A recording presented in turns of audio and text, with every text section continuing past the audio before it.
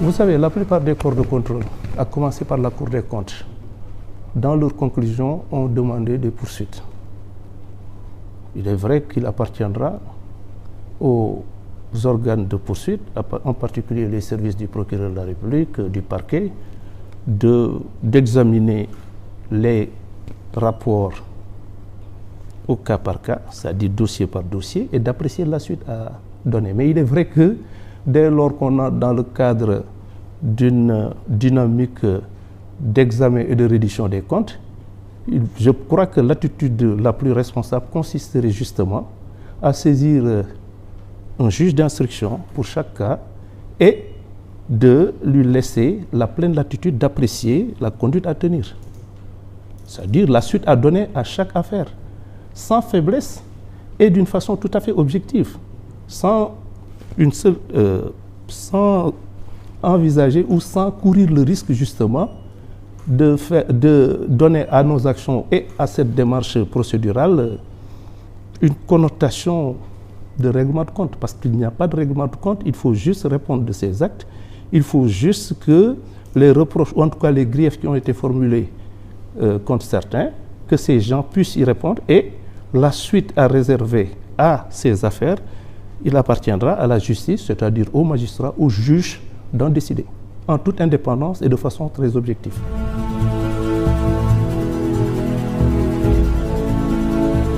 Moi, je crois que la première garantie qu'il faut apprécier, réside dans cette convocation des assises de la justice.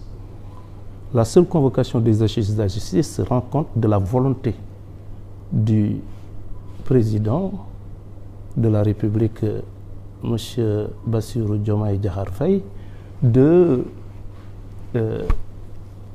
se pencher sur les maux qui gangrènent la justice. Et il a voulu que ces assises puissent être le plus inclusif possible.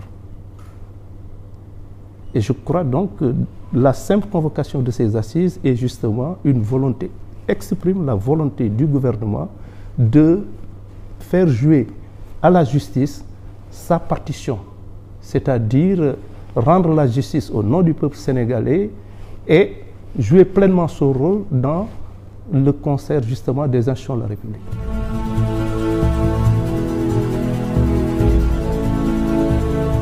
Elles sont même certaines. Elles sont même certaines. La finalité d'un rapport, dès lors que les auteurs du rapport préconisent des poursuites, je ne pense pas, à moins évidemment que les poursuites préconisées ou suggérées ne sont pas légalement établies, et je ne pense pas que ce soit le cas, à moins qu'il n'y ait effectivement des raisons de penser que les infractions qui ont été retenues contre les uns et les autres ne seraient pas du tout établies. Moi, je crois que la vocation d'un rapport, d'un corps de contrôle aussi prestigieux que la Cour des comptes, la finalité ne saurait être, à mon sens, que des poursuites. Et ces poursuites seront initiées, seront confiées à des magistrats indépendants, expérimentés, qui vont tout simplement décider de la suite à donner et éventuellement des peines à distribuer.